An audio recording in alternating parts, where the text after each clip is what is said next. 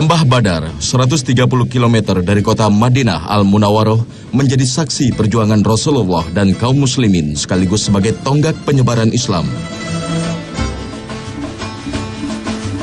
Disinilah lokasi Perang Badar yang terjadi pada tahun 2 Hijriah.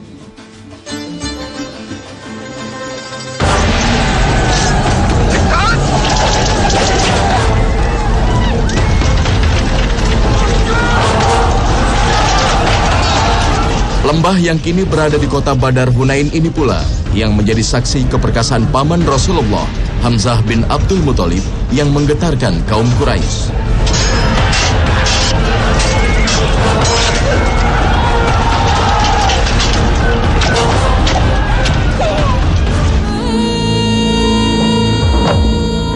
Kota Mekah berduka atas kekalahan kaum Quraisy di Lembah Badar. Mereka bertekad untuk melakukan balas dendam kepada kaum muslimin atas kematian sanak saudara mereka.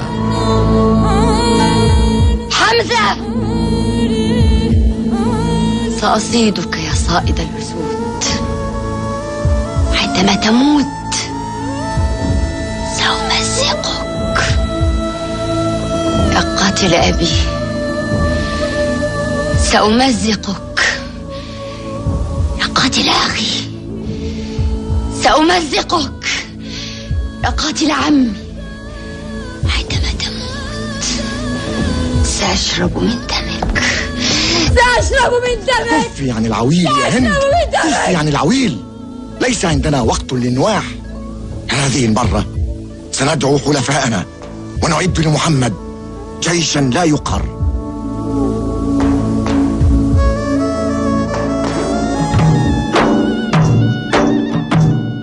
Hamzah bin Abdul Muthalib menjadi orang penting yang diincar kaum Quraisy.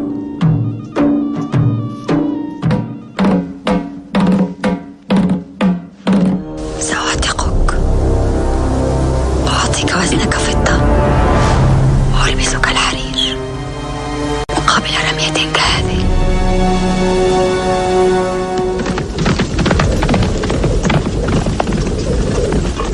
Setahun kemudian, pada tahun ketiga Hijriah, kaum Quraisy memaklumkan perang melawan kaum muslimin untuk membalas kekalahan Perang Badar.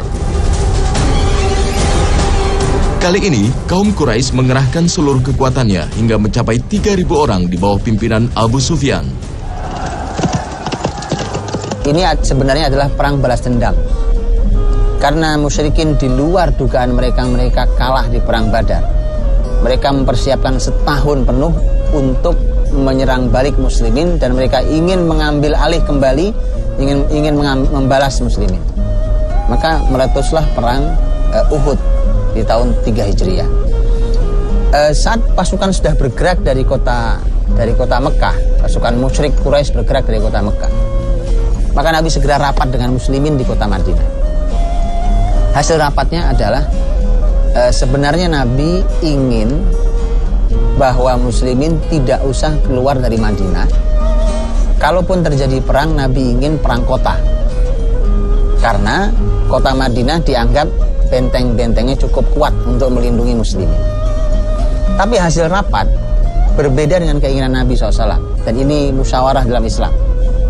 Masya Allah, bahkan pemimpin tertinggi sekalipun tunduk di bawah hasil musyawarah. Kalau Rasul mau keluar dari hasil musyawarah, itu kita boleh bisa katakan bahwa Nabi dibimbing Allah, tetapi ternyata tidak, sebagai teladan buat kita bahwa kita tidak ada yang jadi Nabi atau Rasul. Maka musyawarah itu sangat tinggi posisinya. Nah, Rasulullah SAW menerima hasil musyawarah bahwa muslimin keluar dari Madinah menyambut musuh di Uhud. Tapi selesai rapat, sahabat sadar rasanya kita memaksa Nabi. Tadi Nabi itu inginnya kita di Madinah saja, tapi kemudian kita memaksa Nabi untuk keluar dari Madinah. Maka kemudian siapa yang diutus oleh para sahabat untuk bicara dengan Nabi? Yang diutus adalah Hamzah bin Abdul Muthalib. Ini juga menunjukkan bahwa Hamzah itu adalah orang yang juga di mata para sahabat orang besar. Tidak ada yang berani menyampaikan ini kecuali Hamzah. Maka mereka menyampaikannya pada Hamzah. Hamzah, datanglah ke Nabi, sampaikan bahwa kami sebenarnya ikut Nabi. Maka datanglah Hamzah ke Nabi. Rasul sudah memakai pakaian perang. Kemudian Hamzah berkata, ya Rasulullah, Di luar para sahabat berbicara tentang hasil rapat kita. Ternyata sebenarnya kita ini amruna tab'un li amri. Kami ini mengikut saja dengan apa yang kau putuskan ya Rasulullah. Jadi kalau engkau ingin di Madinah, tidak usah keluar, kita di Madinah saja. Semua sahabat siap untuk membatalkan hasil keputusan itu. Tapi Rasul mengatakan, Hamzah tidak pantas bagi seorang Rasul yang telah memakai baju perang untuk melepasnya kembali sampai Allah memutuskan dengan keputusannya. Rasulullah Shallallahu Alaihi Wasallam langsung memimpin perang dengan kekuatan 1.000 orang yang dikomandani oleh Hamzah menuju Gunung Uhud. Orang-orang munafik yang tergabung dalam barisan muslimin pun memisahkan diri keluar dari barisan pasukan, sehingga yang tersisa tinggal sepertiganya. Dua pasukan bertemu di Gunung Uhud di utara kota Madinah.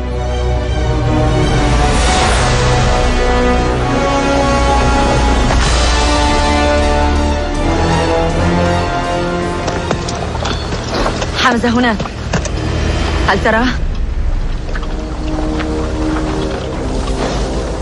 هذا يومك. رماة استعدوا تقدم اهجموا.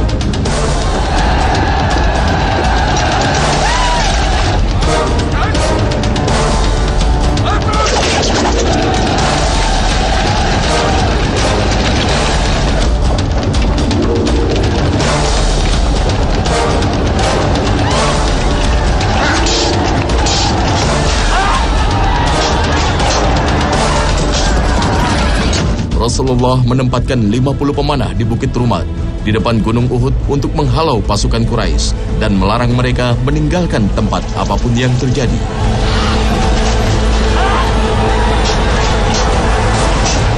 Pasukan muslimin pun berhasil menaklukkan kaum Quraisy. Namun keadaan berbalik saat 50 pemanah mulai tergoda oleh harta rampasan perang hingga harus meninggalkan posisi. Nabi sudah berwanti-wanti kepada pasukannya karena dia menaruh pasukan panah di belakang, dan dia bilang apapun yang terjadi dengan muslim, kamu jangan pernah meninggalkan tempat ini, jaga itu pasukan berkudanya, karena pasukan berkuda ini hanya bisa dilawan secara efektif dengan panah, bukan dengan pedang, tapi dengan panah, karena dari jarak jauh dia bisa membendung gerakan kuda. Nah, pasukan pemanah ini melihat sahabat-sahabat Nabi juga itu yang sibuk mengambilin harta rampasan, terganggu. Akhirnya dia meninggalkan posisi itu. Dan kafir Quraisy tahu, ini udah tinggal sedikit nih pasukan pemanah yang tersisa. Diserang pasukan pemanah itu, dan lalu pasukan Quraisy meregrup dan balik menyerang tentara muslim yang sedang sibuk mengumpulkan harta rampasan. Dan itu yang membuat Ibn Mas'ud bersedih. Dia membuat sebuah statement yang penting. Dia bilang, baru kali ini saya lihat sahabat-sahabat Nabi ini begitu terganggunya dengan harta kekayaan sehingga sampai meninggalkan amanat Nabi untuk tinggal di posisi itu. Dan muslim harus membayar mahal atas pelanggaran kepada Nabinya ini. Selain kalah, ya Hamzah yang menjadi tulang punggung mereka terbunuh.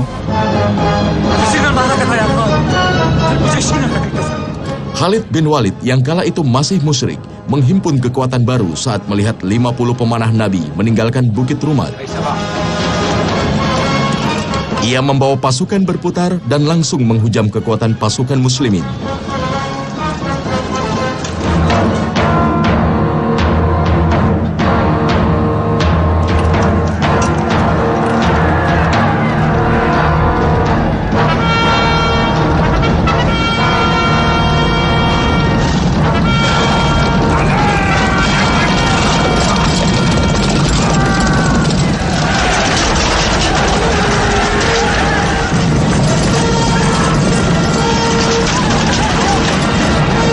Pasukan muslimin kocar-kacir, sementara pasukan Quraisy semakin solid dan terus menyerang pasukan muslimin.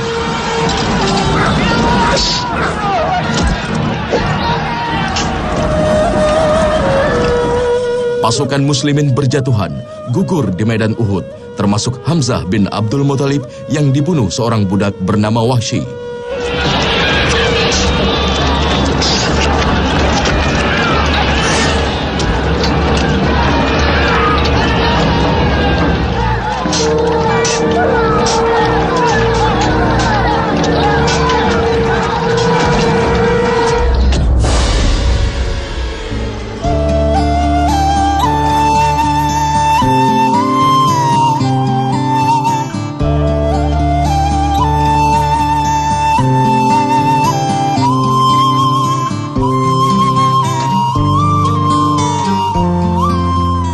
Wahsy adalah budak hitam milik Jubair bin Mut'im. Wahsy itu yang menceritakan sendiri. Nanti bahkan ketika Wahsy masuk Islam, ini Masya Allah, ini Wahsy ini kisahnya unik sekali karena Wahsy itu adalah orang yang membunuh paman Nabi, orang mulia, Asadullah Hamzah bin Abdul Muthalib. Tapi Wahsy pula yang membunuh orang musuh Islam yang sangat besar, yaitu Musailamah al-Kadzab, orang yang mengaku menjadi nabi palsu, nanti. Tapi Wahsy sendiri yang menceritakan saat sudah masuk Islam bagaimana dia membunuh Hamzah, di mana Wahsy sebelumnya menyampaikan, saya melihat Hamzah itu orang dengan keberanian yang bahkan tidak ada satupun orang musyrik yang lewat di depannya dibiarkan bisa berdiri, itu tidak bisa. Itu luar biasa keberaniannya, keahliannya memainkan pedang dan seterusnya. Dan Wahsy nanti ketika masuk Islam, Nabi SAW sempat mengatakan pada Wahsy, Wahsy, apakah kamu yang membunuh Hamzah? Kata Wahsy, ya. Naam ya Rasulullah, saya membunuh Hamzah. Kemudian Nabi SAW mengatakan, pergilah dariku, aku belum ingin melihat wajahmu. Nabi belum sanggup karena Nabi ingat betul peristiwa yang menyayat hati beliau karena kematian Hamzah begitu menyedihkan. Setelah perang usai, Rasulullah SAW dan sahabat-sahabatnya langsung memeriksa jenazah kaum muslimin hingga menemukan jenazah Hamzah dalam keadaan sangat mengenaskan.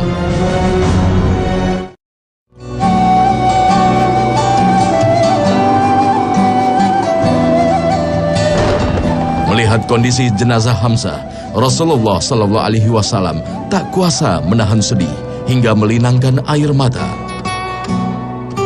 Hamzah meninggal di sebuah lembah, terlihat Hamzah tergeletak meninggal. Tapi pemandangannya tidak seperti yang lainnya. Hamzah meninggal dalam keadaan perutnya terbelah, kemudian ada yang memutilasi, disebutkan dalam riwayat dilakukan oleh Hindun. Rasulullah SAW kesedihannya tidak bisa ditutupi. Sangat sedih, bercampur marah. Sampai Nabi bersumpah, demi Allah, kalau saya bisa kalahkan Quraisy, saya akan mutilasi 70 orang sebagai pengganti mereka memutilasi Hamzah. Ini yang menyebabkan ayat Al-Quran turun. Allah berfirman, wa in aqabu fa'aqibu bimithli ma 'uqibtum bih. Kalau mereka melakukan perbuatan seperti ini, maka balaslah mereka semisal dengan perbuatan mereka. Jadi tidak boleh satu berbalas 70. Itu zalim. Dan ini keadilan Islam, Masya Allah. Bahkan kepada musuh Islam yang memusuhi Islam sekalipun tidak boleh kita berbuat zalim. Kalau mau balas yang setimpal. Nah, yang juga dilarang dalam Islam adalah mutilasi. Bahkan Nabi nanti yang mengatakan, para sahabat mengatakan, karena Nabi SAW yanha 'anil muthlah. Nabi melarang mutilasi. Bahkan terhadap musuh, apalagi terhadap manusia biasa, bukan musuh Islam. Maka subhanallah, itu bukan perbuatan manusiawi ketika kita melihat ada orang meninggal dimutilasi, sudah tidak punya hati. Islam kepada musuhnya saja, Islam melarang untuk melakukan mutilasi. Jadi turunlah ayat yang menyatakan Nabi dilarang untuk melakukan itu. Maka Nabi tahu bahwa Nabi salah dalam sumpahnya, maka beliau menebus sumpahnya karena beliau telah bersumpah atas nama Allah. Dan kemudian Nabi SAW memaafkan orang-orang Quraisy. Hamzah bin Abdul Muthalib, sang singa Allah, telah gugur sebagai syahid. Ia dimakamkan satu lubang dengan sahabat Rasul Abdullah bin Yahsy secara sederhana. Kain kafan pun bahkan tak cukup menutupi tubuhnya, hingga kakinya harus ditutup dengan rumput. Kesederhanaan ini tak menutupi keutamaan dan kecintaan Nabi kepadanya. Rasulullah Shallallahu Alaihi Wasallam menyebutnya sebagai pemimpin para syuhada atau pemimpin orang-orang yang mati syahid. Khairus syuhada Hamzah. Di sisi Allah bahwa syuhada, orang-orang yang syahid di medan jihad adalah Hamzah. Abdullah bin Abbas radhiyallahu anhuma menjelaskan, nanti di sisi Allah yang paling mulia adalah para rasul. Setelah para rasul adalah syuhada, orang-orang yang syahid. Dan yang paling mulia di antara orang-orang yang syahid adalah Hamzah. Nabi punya jadwal rutin ke sana untuk Nabi datang mendoakan. Itu juga bagian dari sunnah Nabi SAW. Itulah mengapa ketika kita ke Madinah juga kita melakukan seperti Nabi lakukan, yaitu mengunjungi Uhud untuk mengunjungi syuhada Uhud dalam rangka mendoakan mereka. Nah, dulu dimakamkan Nabi mereka di satu areal begitu, dan kita bisa melihat hari ini pemakaman yang hari ini itu adalah tempat yang sudah agak bergeser dari tempat semula. Karena disebutkan di zaman pemerintahan Muawiyah radhiyallahu anhu, dan Muawiyah itu memerintah 30 tahun setelah Rasul wafat. Muawiyah ketika untuk kepentingan umum saat itu ada aliran air yang harus dialirkan mau tidak mau melewati pemakaman syuhada Uhud. Maka hasil dari musyawarah keputusan negara adalah makam syuhada Uhud, orang-orang yang syahid di Uhud itu digeser. Maka dipindahin, digali, kemudian dipindahkan jenazahnya, digali. Orang-orang yang menyaksikan pemindahan jenazah syahidnya yang di perang Uhud itu, mereka mengatakan bahwa kami melihat mereka hanya seperti orang yang tertidur. Subhanallah. Mereka seperti orang sedang tertidur. Sudah berapa tahun? Kurang lebih 40 tahun itu jenazahnya. Seharusnya sudah hancur, seharusnya sudah menjadi tulang belulang, mungkin tinggal hanya beberapa tulang saja. Nah, salah seorang penggali itu menggali, kemudian alat untuk menggali itu mengenai kaki Hamzah bin Abdul Muthalib radhiyallahu anhu. Begitu terkena, subhanallah, begitu diangkat, kaki Hamzah yang terkena benda tajam itu masih mengeluarkan darah, masih mengucur darah segar, seakan baru meninggal kemarin atau baru saja meninggal. Allah Subhanahu wa taala berfirman membuktikan ini semuanya dalam surat Ali Imran. Wala tahsabannal ladzina qutilu fi sabilillahi amwata bal ahya 'inda rabbihim yurzaqun. Jangan kalian mengira orang-orang yang meninggal syahid di jalan Allah itu mati. Mereka sesungguhnya hidup, selalu mendapatkan anugerah rizki di sisi Tuhan mereka. Kemuliaan sang pemimpin para syuhada inilah yang hingga kini terus diabadikan umat Islam. Makamnya di kawasan Uhud menjadi tujuan para peziarah muslimin dari seluruh dunia.